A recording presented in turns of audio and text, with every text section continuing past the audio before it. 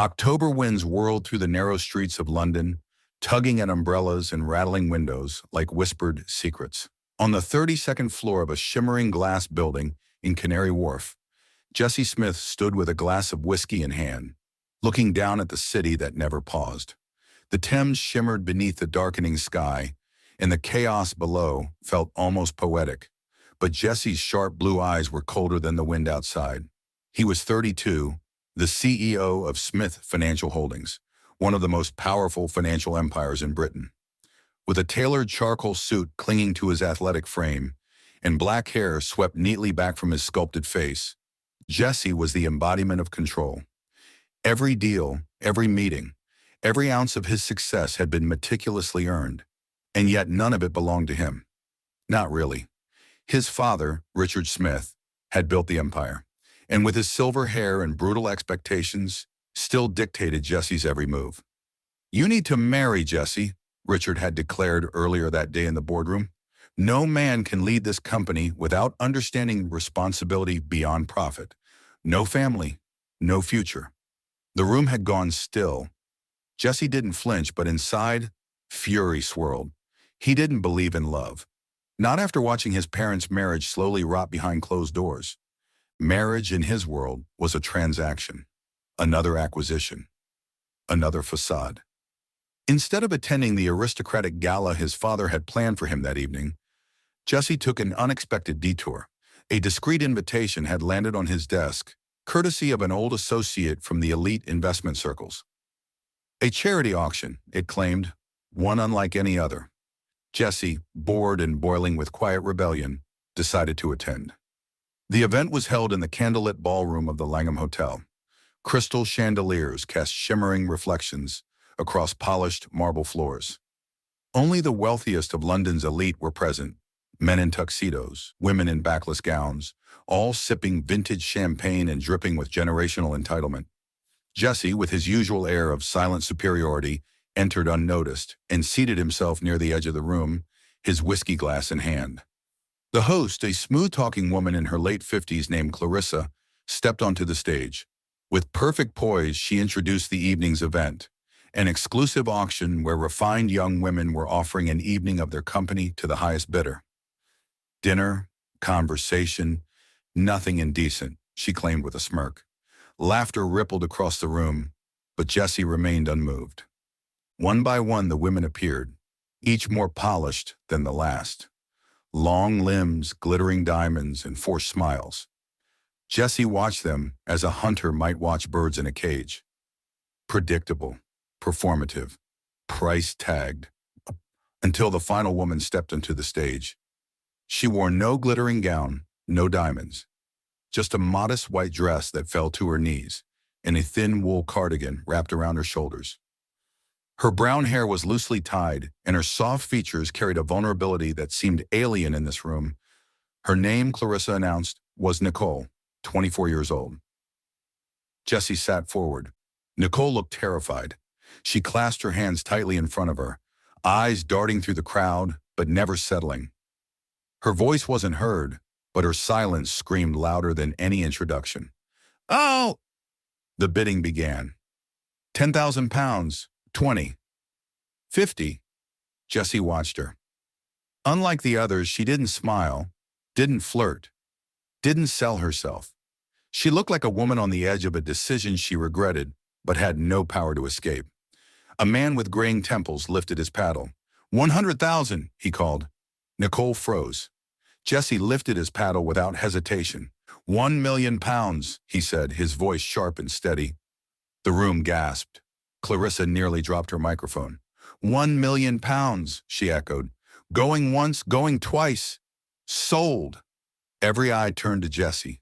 He leaned back, expression unreadable, sipping from his glass as if he'd just bought a new wristwatch. But something stirred inside him. He hadn't meant to do it. Not really. It was impulsive. But Nicole, this fragile, unfamiliar figure among painted masks, had pulled at something in him he didn't recognize. Backstage, Nicole waited like a lamb before slaughter. Her heart pounded in her ears. The money was for Lucy. Her 17-year-old sister was in urgent need of heart surgery. £200,000.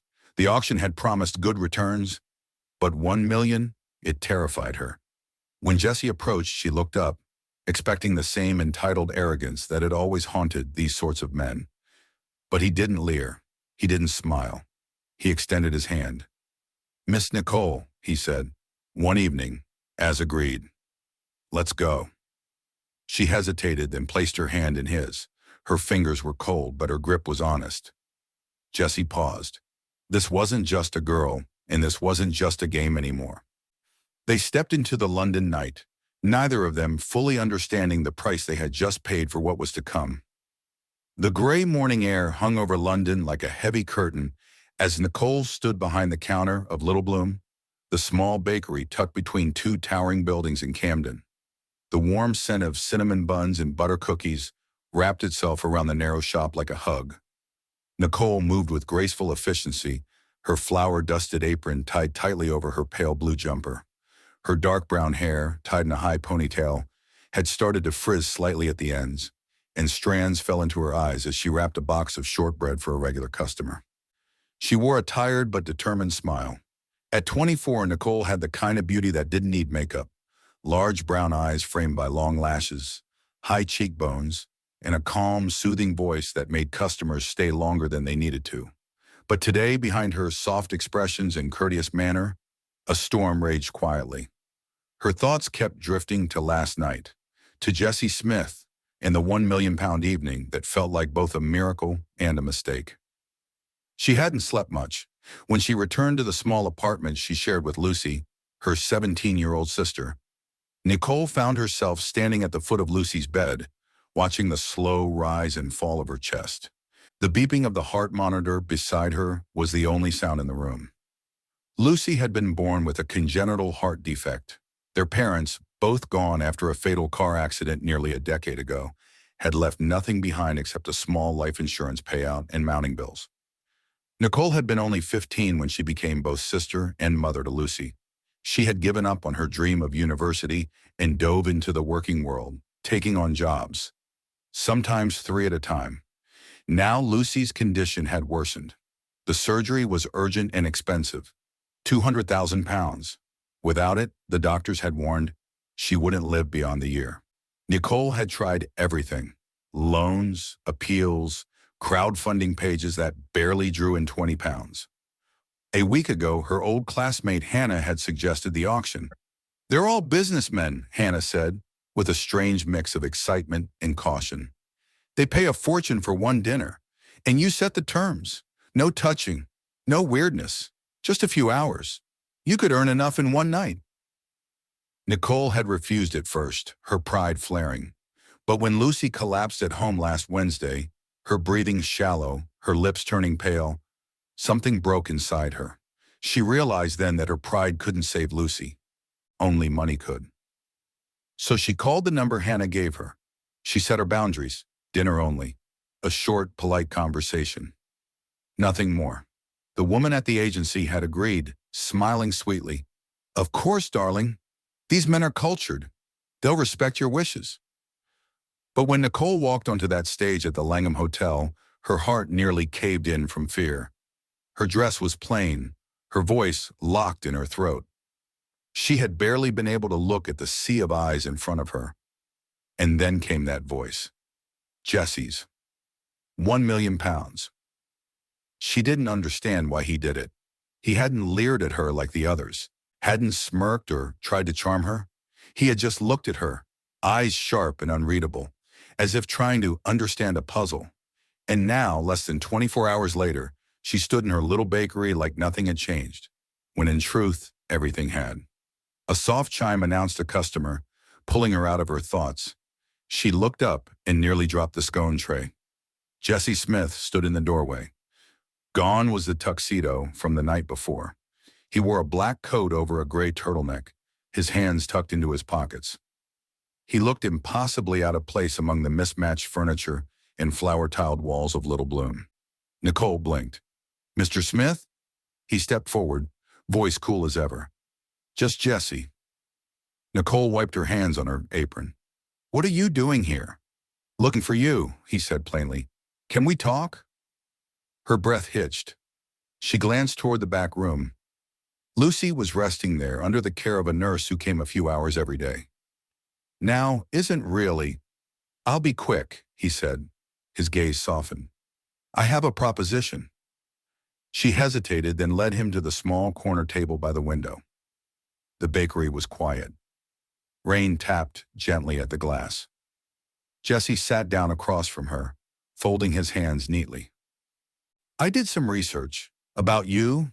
About Lucy. Nicole stiffened. You had me investigated? Call it due diligence, he replied without flinching. I know what the surgery costs.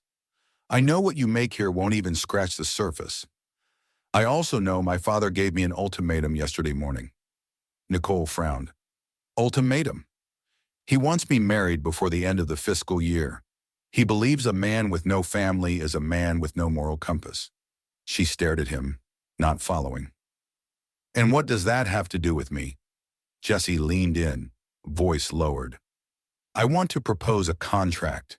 You marry me for 1 year. We pretend for the sake of appearances. I get my father off my back, and you get every medical bill covered. Nicole sat back in her chair, stunned. Marry you?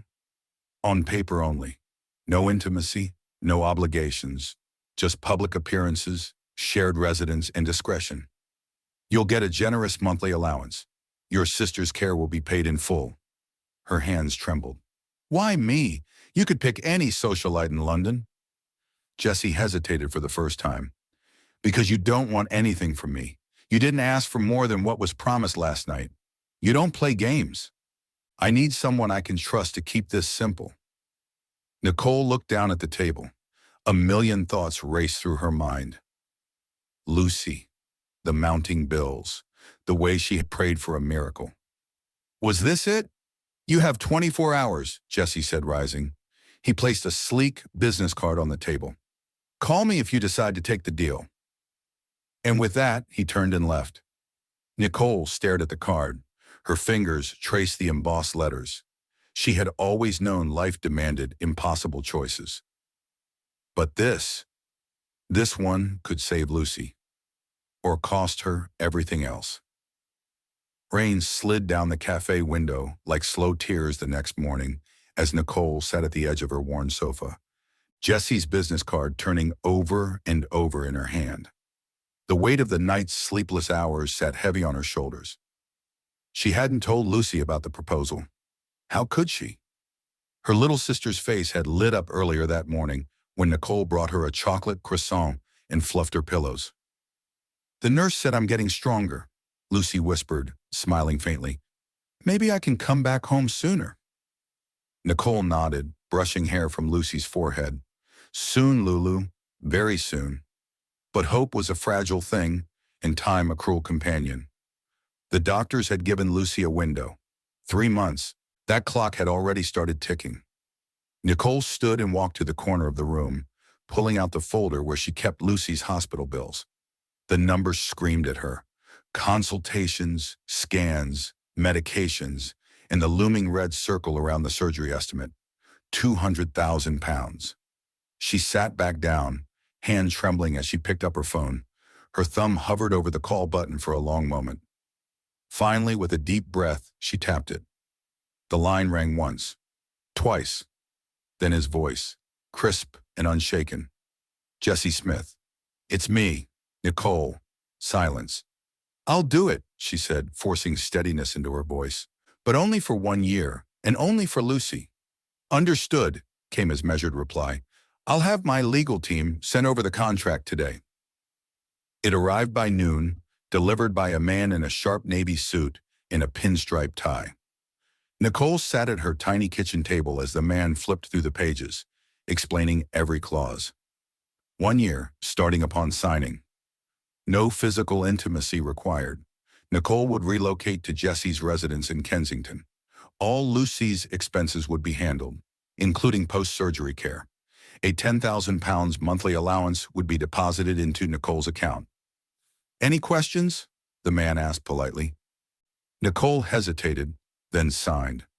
She packed in silence that night, folding her clothes with mechanical care. She left behind her favorite mugs, the plants she couldn't carry, and most of her books, except one. A worn copy of Anne of Green Gables that she'd read aloud to Lucy during hospital visits. She tucked it carefully into her handbag. She didn't sleep. The next morning, a black car arrived outside her flat. She kissed Lucy goodbye, though her sister still believed she was leaving only for a job in central London, and stepped into the waiting vehicle. Jessie's Kensington penthouse felt like another world. The lift opened directly into the foyer, where marble floors stretched towards floor-to-ceiling windows that overlooked Hyde Park. The air inside smelled faintly of citrus and money. Jessie was waiting, his hands in his pockets, wearing a black button-up shirt with the sleeves rolled up to his elbows. He nodded. "Welcome." Nicole stood uncertainly in the entryway. "Where should I put my things?" "Down the hall. First room on the left. Your keycard is inside." No warmth, no small talk, just business. As promised. Nicole entered the guest bedroom. It was anything but modest. A plush queen bed, fresh linens, her name monogrammed on a robe hanging by the closet. It felt like a hotel suite, but instead of relaxing, her chest tightened. She was in a stranger's world. Days passed in a strange rhythm. Jessie was rarely home. He left early, returned late. When they did see each other, it was brief and civil. He provided a calendar of events they needed to attend as husband and wife: charity galas, company dinners, and one weekend retreat with his family. They shared no meals. Nicole kept to herself, visiting Lucy every day after coordinating with the chauffeur Jessie assigned her.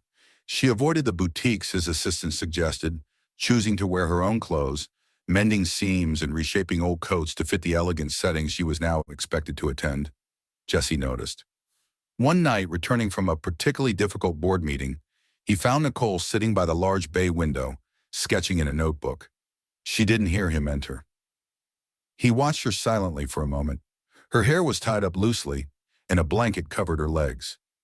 The faintest crease between her brows revealed her focus. "You draw?" he asked. She startled, slamming the notebook shut. "Just doodles." He nodded and left the room. The next morning, a brand new set of sketching pencils and a leather-bound sketch pad were left on her bed. There was no note. That weekend, they attended their first official event together, a black-tie charity dinner hosted at the Shard. Nicole wore a deep emerald gown one of Jessie's stylists had chosen for her. It hugged her slender figure and shimmered beneath the ballroom lights. Her hair had been professionally styled into soft waves. Jessie, in his tailored tuxedo, offered her his arm as they stepped out of the black car. "You look," he paused, clearing his throat, "presentable." Nicole raised an eyebrow, lips twitching. "Thanks, you look adequate." For the first time, a smile ghosted across his lips. Inside, they played their roles. The power couple, the quiet, composed CEO and his elegant, supportive wife. They moved in sync, their chemistry unspoken, yet undeniable. But Nicole noticed the looks, some admiring, others skeptical. One woman leaned in and whispered, "Jessie Smith, married? What a miracle. What's her secret?" Nicole just smiled. The night ended late.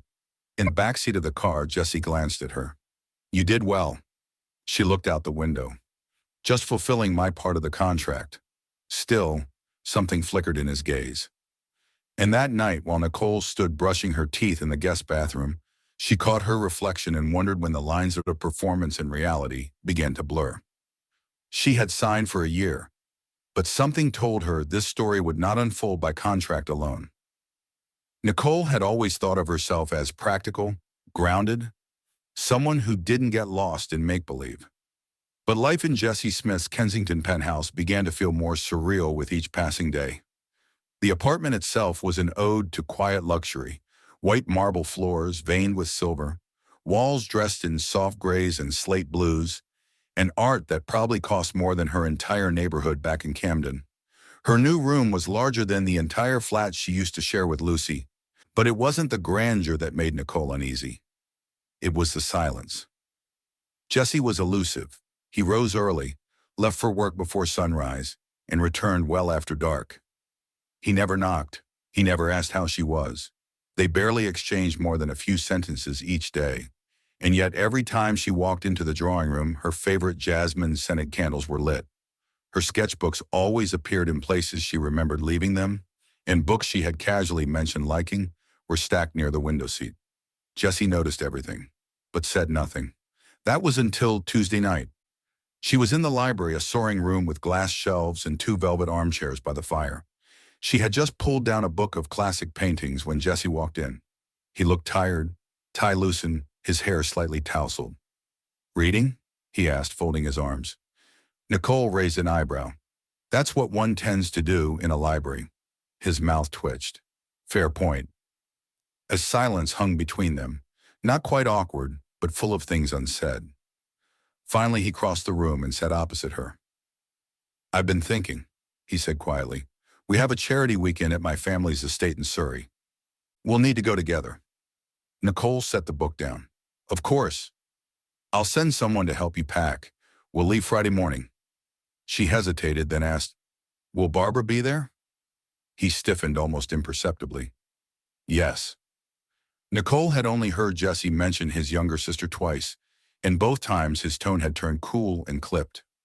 Barbara was a socialite, well known for her sharp tongue and disdain for anyone who didn't come from old money. Nicole had no doubt she would see right through their arrangement. When Friday arrived, Nicole wore a pale blush dress with a soft coat and low heels. She packed light. The car that picked them up was sleek and silent. Jessie said little on the 2-hour drive, but when they pulled through the gates of the sprawling Smith estate, Nicole couldn't hide her awe. The manor looked like something from a Jane Austen novel. Vine-covered stone walls, acres of emerald lawn, and a dozen chimneys curling smoke into the sky.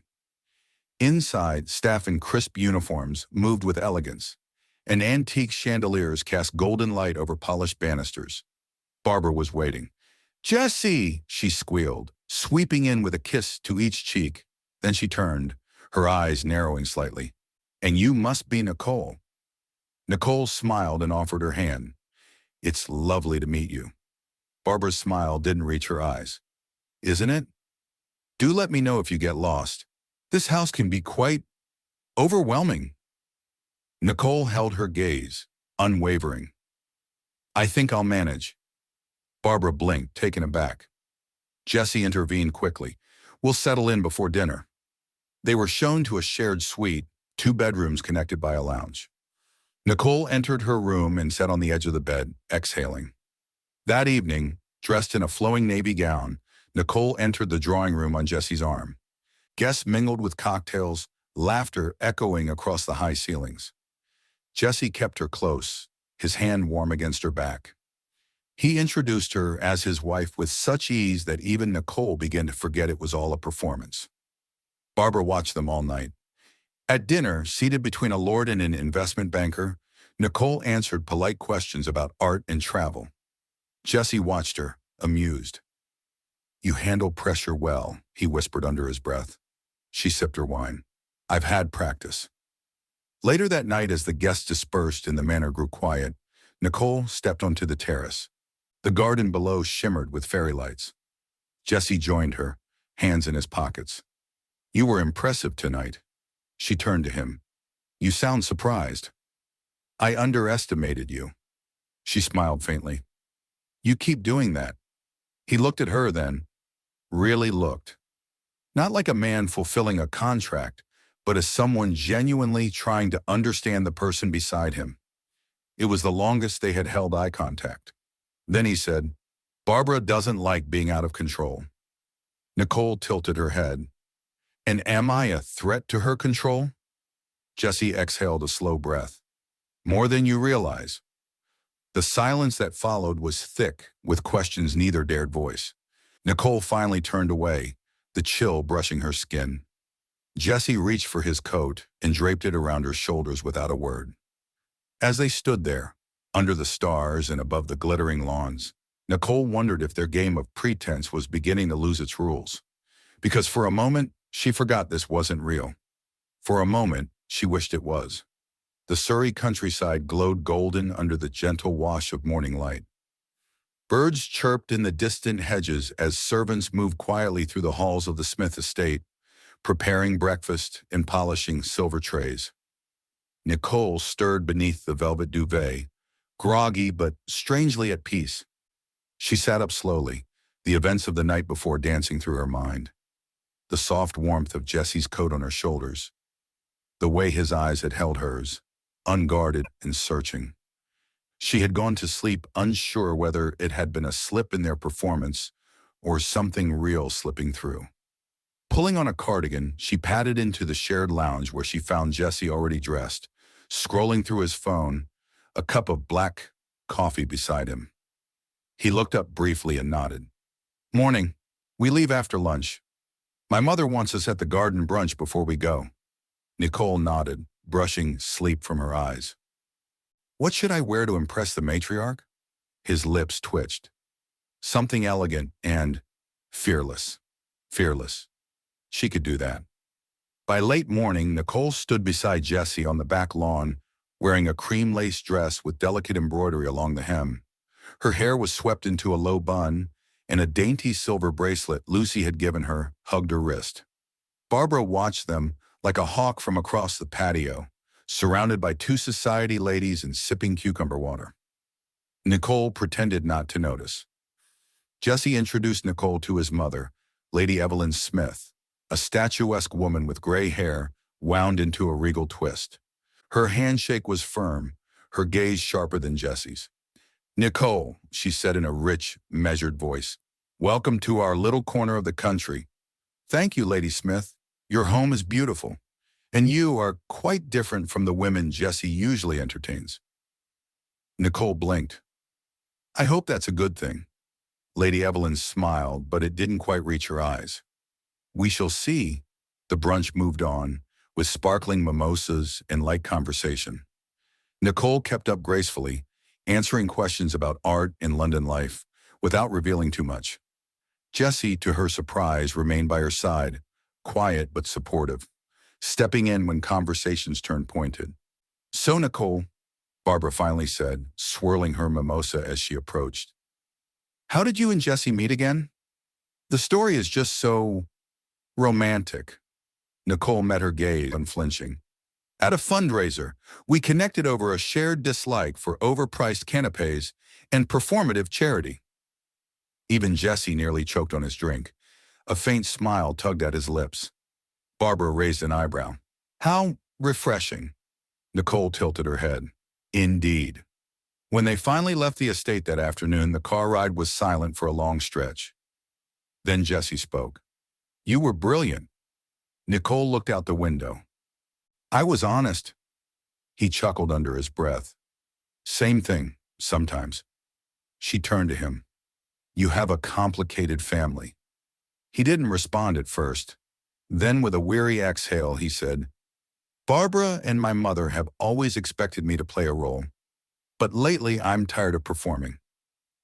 Nicole said nothing, but she understood that better than he knew. That evening, back in Kensington, Nicole returned to her room and found a box resting on her bed.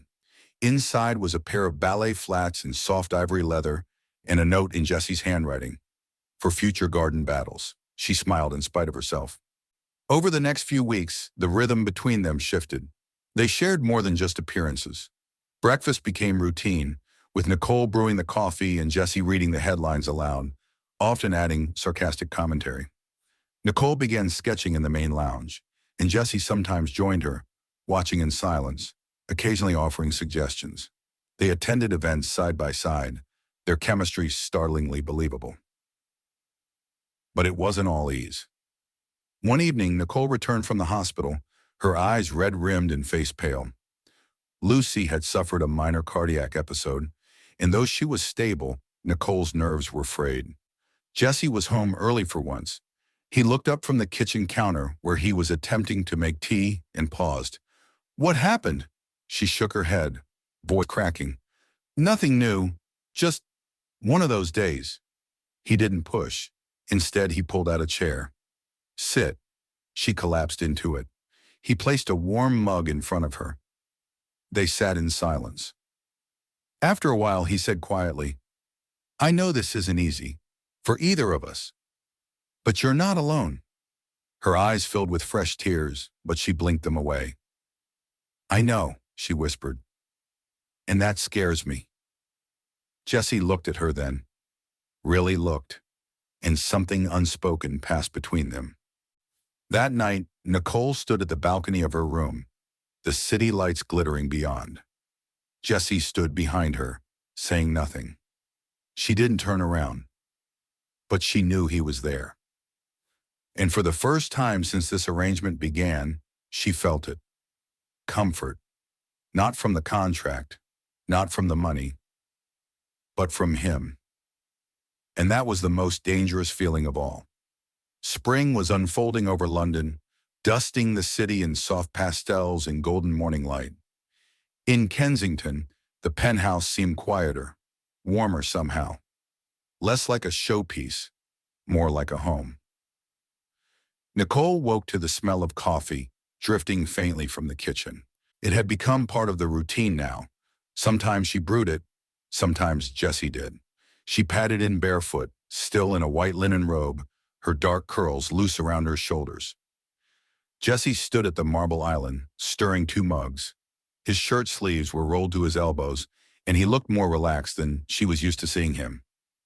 Morning, he said, glancing up. She smiled. Morning. You're making coffee? He handed her a mug.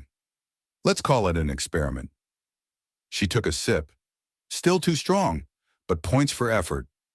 He gave a half smile. You like yours like it's pretending not to be coffee. She leaned on the counter. Some of us like gentleness with our caffeine. He chuckled under his breath, and for a moment the kitchen felt like a shared secret. Not a penthouse, not a contract, just 2 people trying. They had grown used to each other's presence. Nicole learned how Jessie hated cucumbers and preferred silence in the morning. Jessie discovered that Nicole doodled flowers when she was anxious and couldn't fall asleep unless the window was slightly cracked. But it was the little things, unexpected, unscripted, that revealed more than either dared admit. One Thursday afternoon, Nicole returned from the hospital with news. Lucy's surgery had been scheduled, 3 weeks away. The doctor had sounded optimistic. The donor heart was a match, and if everything went well, Lucy could begin recovery immediately.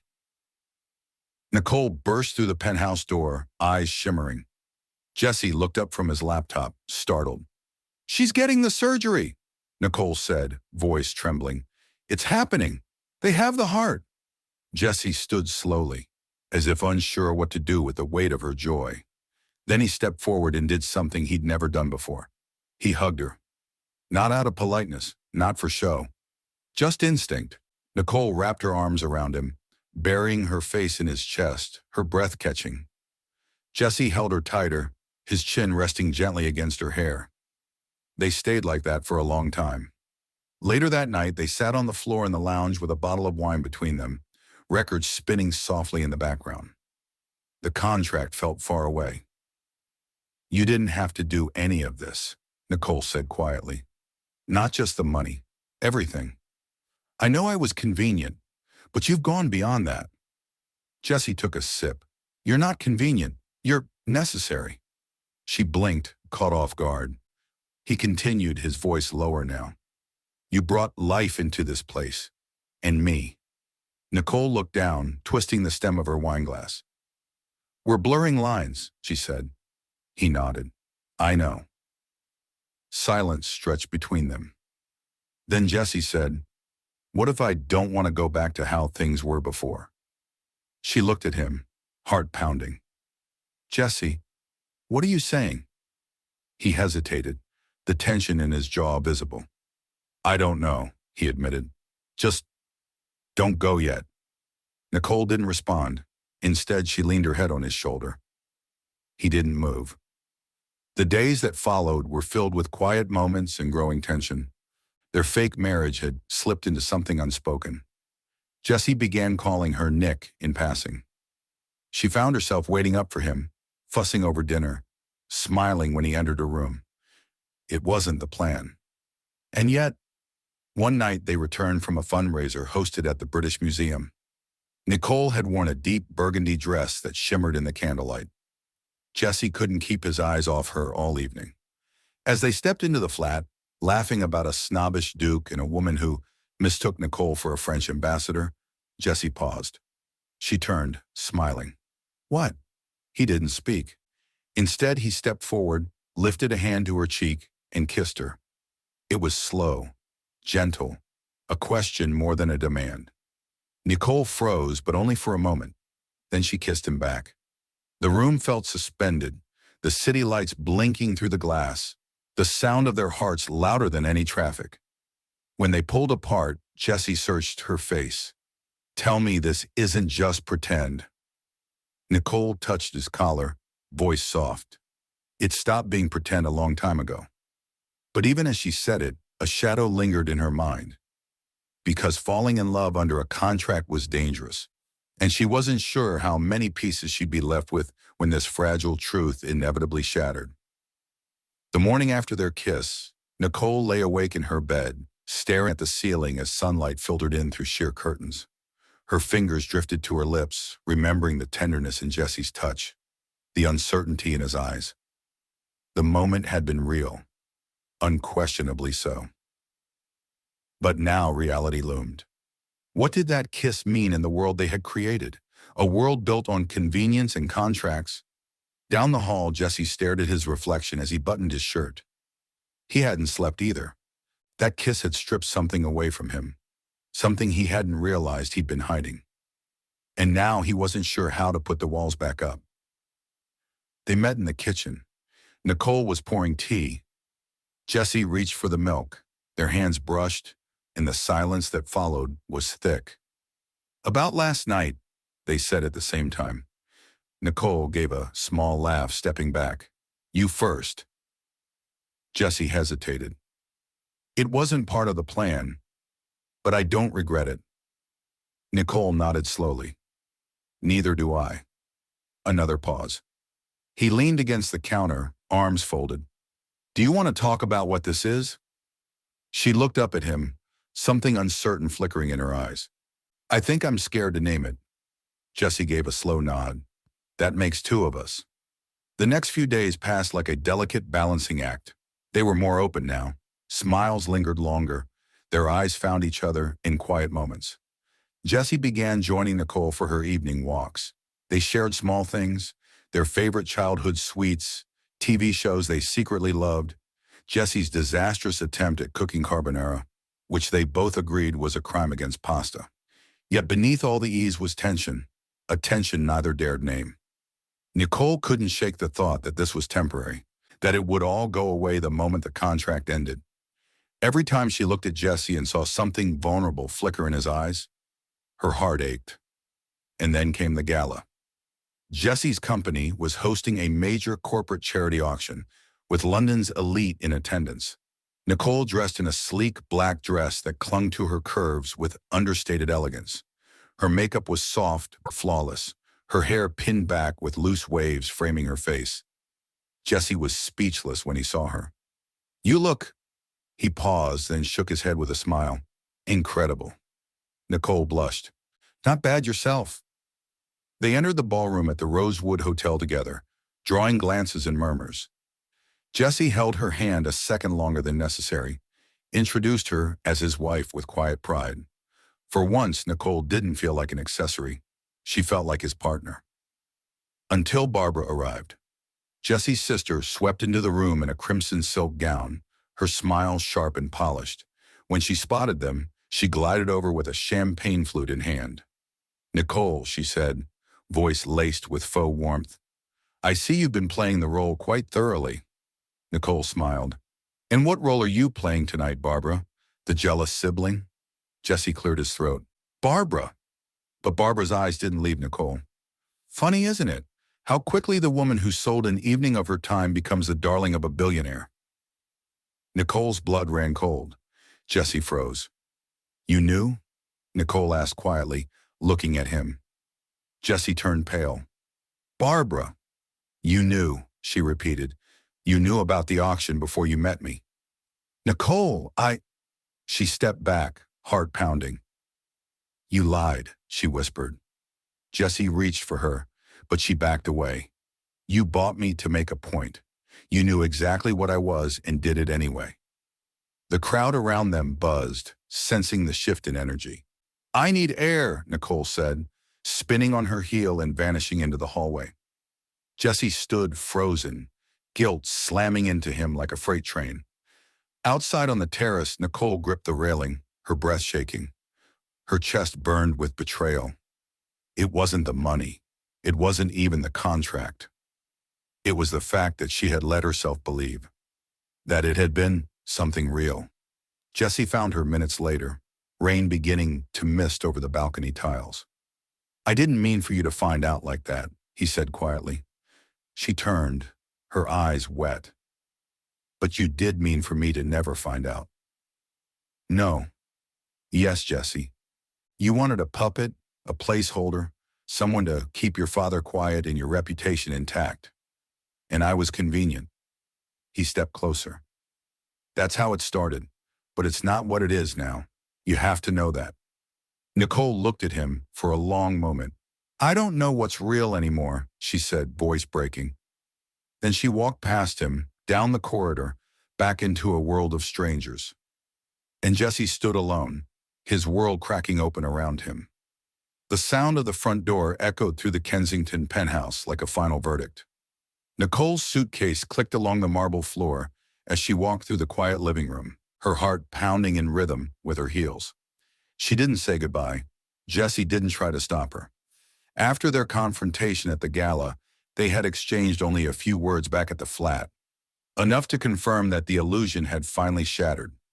She rode the lift down in silence, each floor passing like a countdown. It was raining when she stepped outside. She didn't have an umbrella, but she didn't care. The cold sting of each drop was grounding. Real. Honest. By the time she arrived at Lucy's hospital room, her hair was soaked and her coat clung to her.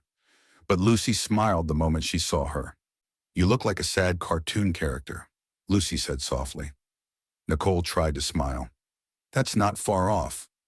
Lucy's condition had stabilized in preparation for surgery. The machines hummed steadily, and the nurse gave Nicole a sympathetic nod before slipping out of the room. Nicole sat beside her sister, threading their fingers together. I ended it, she said quietly. With him? Lucy asked. Nicole nodded. Because of what happened? Nicole looked down. Because I let myself believe it was more than a contract. And maybe it was. But I don't know who I am in that world, Lou. I lost sight of myself. Lucy squeezed her hand. Maybe love isn't about knowing who you are all the time. Maybe it's about trusting someone to find you when you're lost. Nicole blinked hard. You're too wise for someone with a dodgy heart, Lucy smiled. And you're too strong to run away from something that mattered. Back at the penthouse, Jessie sat alone on the balcony, rain soaking the collar of his shirt. He hadn't moved in hours. The flat felt empty, lifeless. Her laughter no longer echoed down the hallway. Her sketchbook was gone. Her mug, chipped and pale blue, sat dry in the sink. He hadn't just lost a partner in this ruse. He had lost something real. And it was his fault. He had known about the auction. Of course he had. That had been the game. Power, control. But somewhere along the line, Nicole had stopped being a transaction. She became the rhythm in his day, the silence that felt comforting, not lonely. The person who saw him not as a CEO, but as a man. And now she was gone. Barbara showed up uninvited the next morning. "How? You look like death," she said, stepping inside. Jessie didn't even look at her. "What do you want?" She dropped onto the sofa. "To check on you, and maybe to say, I went too far." He turned then, eyes stormy. "You didn't just go too far, Barbara. You ruined the one thing that ever felt honest in my life." She swallowed. "I thought she'd leave eventually anyway. I thought I was protecting you." Jessie laughed bitterly. "From what? Happiness?" Barbara stood, looking suddenly small. "I'm sorry, Jessie." He said nothing. She left quietly. Nicole spent the next few days by Lucy's side. She tried to focus on recovery, on keeping herself busy, but every quiet moment reminded her of Jessie, his voice, his gaze, the gentleness he had started to show. She missed him. Not the money, not the penthouse. Him. And that terrified her more than anything else. One evening, after Lucy had fallen asleep, Nicole stepped outside the hospital and pulled out her phone. She stared at his number. Her thumb hovered over the call button. She didn't press it. Instead, she typed a message. "I'm scared, but I still feel what I felt that night. I don't know what that means, but I needed you to know." Then she deleted it and stood there in the cold, not knowing whether to walk away forever or wait just a little longer for the man who had broken through every wall she'd built. Jessie, miles away, stood in the penthouse watching the city lights blink in the distance. His phone never rang, but his heart wouldn't stop waiting. The day of Lucy's surgery arrived like a silent drumbeat, felt more than heard. The sky over London was a cold silver, streaked with the softest shade of dawn. Inside the hospital, everything smelled of antiseptic and hope, a strange, sharp mixture that made Nicole's stomach churn. She stood by Lucy's bedside, dressed in a soft jumper and worn jeans, trying to stay composed. Lucy squeezed her hand tightly, her young face pale but calm. "I'll be here when you wake up," Nicole whispered. Lucy gave her a sleepy smile. "And maybe he will be too?" Nicole blinked back tears. "Let's get you through this first." The doctors came in, polite but brisk. Nicole kissed Lucy's forehead as they wheeled her away. And then she was alone in the waiting room, her hands cold and empty. Across the city, Jessie Smith sat in a boardroom filled with men in tailored suits. A major acquisition was on the table. His company poised to absorb one of the largest tech firms in Europe. Everything he'd worked for was lined up before him. But he couldn't concentrate. His pen sat still on the contract papers. He kept glancing at the time, checking his phone.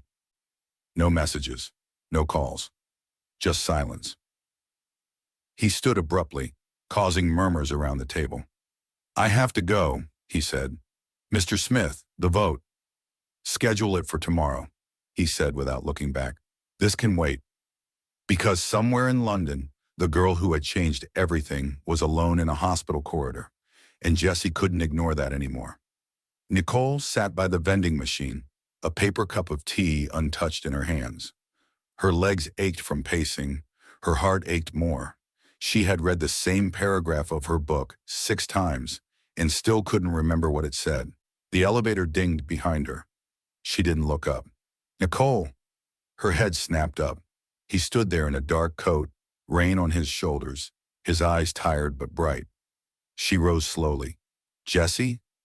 I heard today was the day." Her voice wavered. "Why are you here?" He took a step closer. "Because I should have been here all along." Nicole looked at him, every part of her shaking. "You lied to me." "I did," he said honestly. "I knew about the auction. I saw it as leverage, a way to control the narrative. But then I met you, and I never adjusted my story. I let it grow into something beautiful while pretending it was still a performance." Her eyes filled with tears. "I don't want perfection," she said quietly. "I just want honesty." He reached for her hand. "Then let me start here. I love you. No contracts, no secrets. I love you, Nicole, not because I need a wife, but because I can't imagine my life without you in it." Nicole stood frozen, breathless. Then she whispered, "She's in surgery. I'm scared." Jessie pulled her into his arms. "Then I'll wait with you." And so they sat, side by side, in that cold waiting room. He held her hand, brought her tea, read to her from the book she couldn't focus on. Hours passed like lifetimes. Then the surgeon walked in. Nicole stood. Jessie did too. "She's stable," the doctor said with a tired smile. The transplant was successful. Nicole gasped, tears spilling freely now. "She's going to be okay?" "With rest and time, yes." Nicole buried her face in Jessie's chest, sobbing with relief. He held her like he never wanted to let go. That night, as Lucy slept peacefully for the first time in months, Nicole and Jessie walked the hospital corridors. It was quiet, the world reduced to fluorescent lights and whispered steps. "I don't know what happens next," Nicole said softly. Jessie stopped walking. "We make a new contract. No terms. Just love." She looked at him, heart full. Then she nodded. "Yes." 3 weeks later, Lucy was discharged. She walked slowly, holding Nicole's hand with one and a small bouquet of wild daisies in the other. Her cheeks were fuller, her eyes brighter. Every step was a victory, a miracle that still made Nicole's throat tighten with emotion. Jessie had the car waiting. He opened the door himself. "Welcome home," he said softly. Lucy smiled shyly. "Thanks, Mr. Jessie." "Just Jessie," he said with a smile. They returned to the Kensington penthouse, where Nicole and Lucy would stay while Lucy healed. The guest room had been redecorated with soft pink tones and shelves already stacked with books and art supplies. A welcome home banner stretched across the door. Nicole stopped in the hallway, blinking back tears. "You did all this?" Jessie shrugged, suddenly shy. "Had some help." Lucy whispered, "This is the nicest place I've ever seen." Life didn't go back to how it was. It moved forward. Nicole woke each morning beside Jessie now, wrapped in sheets and warmth, with no pretense. He kissed her forehead before heading to work. She cooked breakfast for Lucy and found herself humming again. The penthouse filled with laughter. Nicole's sketches hung in the kitchen. Jessie came home early just to hear Lucy's new story. There were no more terms, no more lines to tiptoe. It was real. One Sunday afternoon, they took a walk through Hyde Park. Lucy raced ahead, chasing squirrels and kicking up golden leaves. Nicole and Jessie strolled behind, arms brushing. "She's getting better," Nicole said, watching Lucy. "She's a fighter," Jessie replied. "Like her sister." Nicole looked up at him. "I'm still scared sometimes." He reached down and took her hand. "So am I. But I think we'll be okay." They paused beneath a tree. Jessie turned to her. "I never asked you properly," he said. "Not for a contract, not for convenience, just for love." He dropped to one knee. Nicole gasped. Jessie held out a small velvet box. Inside was a simple gold band with a single diamond, elegant and timeless. "Nicole, will you marry me? For real this time?" Tears welled up in her eyes. Her hands flew to her mouth. "Yes," she whispered. "Yes." Lucy, hearing her shout, ran back and jumped into their arms, laughing as they all tumbled into the grass together. The wedding was small and intimate, held in a quiet garden tucked behind the British Museum.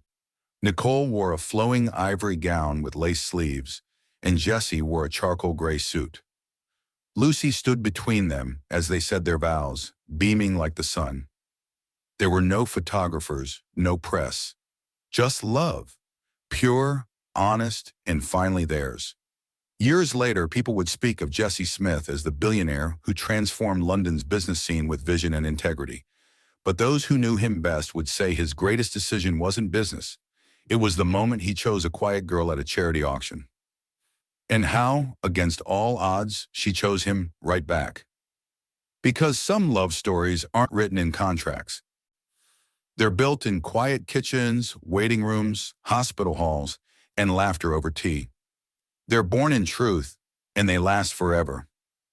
The sun poured in through the wide kitchen windows of their new home on the edge of Hampstead Heath. A gentle breeze stirred the curtains, carrying the scent of lemon and sugar. Nicole stood at the island counter, icing cupcakes while Lucy decorated the tops with colorful sprinkles. Jessie was on the floor nearby, helping their toddler stack wooden blocks into an ambitious tower. "Careful," he said with a laugh. "Engineering isn't just numbers, it's balance." Their daughter giggled and knocked the blocks over with glee. Lucy rolled her eyes fondly. "She's you, Jessie, but wilder." Nicole watched them, her heart full. Her once quiet life was now bursting with laughter, chaos, and joy. Later that afternoon, after the house quieted from their small family celebration, Nicole sat in her studio with a sketchbook. She traced soft lines across the page, a drawing of Jessie reading to Lucy under a blanket fort, their daughter curled between them. Jessie entered quietly, a mug in hand. "You always draw us," he said. She looked up and smiled. "Because you're my favorite view." He kissed her forehead, setting the mug beside her. "You saved me. You know that?" Nicole leaned into him. "No, we saved each other." Outside, the garden swayed in the early evening breeze. And in their quiet corner of London, love lived on. Not in grand gestures, but in every ordinary perfect day that followed. Dear viewers, what lesson did you take away from this dramatic tale? We would love to hear your thoughts in the comments below.